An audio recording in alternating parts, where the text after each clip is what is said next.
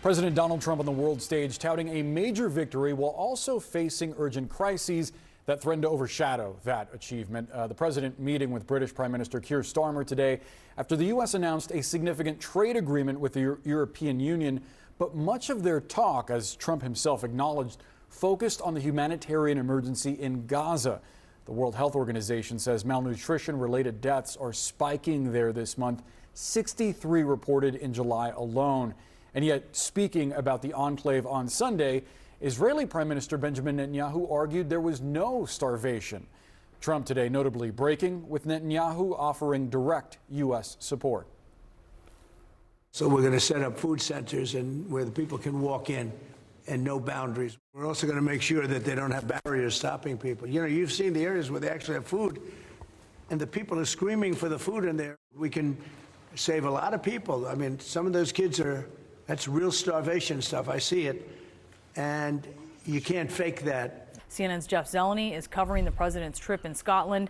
And Jeff, talk there quickly, turning to the situation in Gaza, as we noted. What more are you hearing?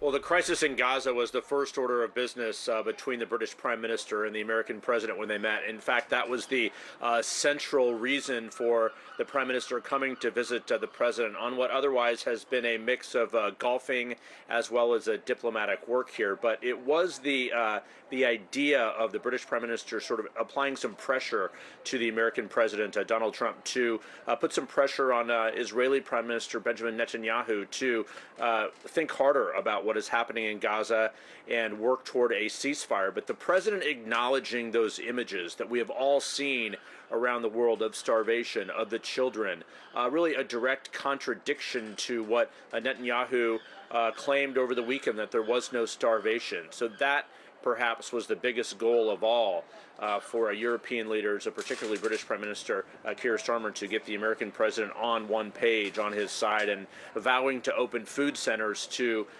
try and alleviate some of the pain and suffering there. Of course, it's very much an open question. The president talked through how difficult it has been to get food on the ground where it is needed there, but certainly him acknowledging that is one step closer toward perhaps a policy change. You know, you cover foreign policy, you cover the White House. What do we make of the president's rhetoric, first against Netanyahu in Israel and Gaza? Is this a change in policy? It's just a change in rhetoric? Or is this a real break from the Netanyahu government? Well, we haven't seen a change in policy yet, but I think it's interesting that those comments came after meeting with Starmer, with von der Leyen over the weekend, with European allies who see the Gaza conflict a little differently, obviously, than Bibi Netanyahu, but have maybe had the ability to sway the president to emphasize, you know, what they see happening in Gaza as a real problem. When the president is at ease with allies, he will be open to hearing their points of view. And I think, you know, we heard it himself when he said on television, it sure looks like they're very hungry. He himself has seen the same images that everyone else has seen. This is, the audience of one president, right? It's always about television, the former reality TV star. The president sees those images himself. He's reacting to them. That seemed like a reaction in real time when he said, well, actually, based on the images I've seen, it sure does seem like those children are hungry. So that's a change in policy. The change sort of tightening the timeline with Vladimir Putin, another change in policy, moving him a little closer to the European position. And he's been hearing for a long time from NATO allies and from Republicans in Washington about the need to get a little bit tougher with Russia. The president wants to handle that himself, may not be interested in the Graham sanctions bill, but he, deep down, a European ally told me today that they think that ultimately this isn't about pressure. This is just the president realizing that he feels like he's getting played by Vladimir Putin and is tired of it. And Donald Trump, not a famously patient person, so it's understandable why he might shrink that timeline. And just on the Gaza situation, which obviously has been increasingly dire, and the crisis over there, I was talking about all the images that people are seeing. Clearly that has been resonating. Trump is seeing that, reacting to that this morning. But the break between him and Netanyahu over this is notable. There is no starvation in Gaza. We enable humanitarian aid throughout the duration of the war to enter Gaza. Otherwise, there would be no Gazans. We can save a lot of people. I mean, some of those kids that's real starvation stuff. I see it. And You can't fake that. So we're going to be even more involved. I mean, there's no starvation, Netanyahu says. Trump says real starvation stuff.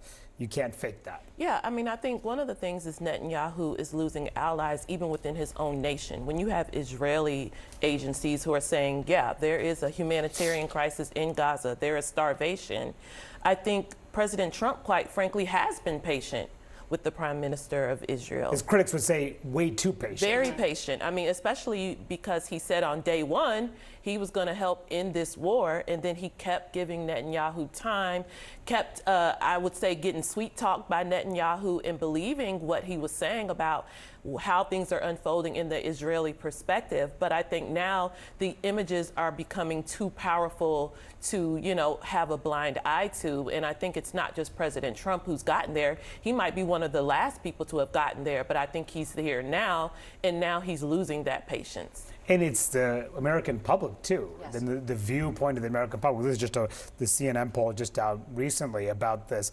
asking how people view the Israeli military response to the Hamas attack. Back in October 2023, of course, in the wake of that horrific attack, 50% view the Israeli military response as fully justified. That is down 27 points to today, when just 23% of the American public sees it's fully justified. 22% now say not at all justified, which is an uptick of 14 points since then. A big shift among the American public. And you're seeing it among Trump allies as well. But I think Eli is absolutely right. I think the pictures really have been made a huge difference with the president. I mean, look at his comments, even from the last maybe weeks or a couple days. Initially, he was saying, you know, Israel's going to take care of that. This is Israel's problem.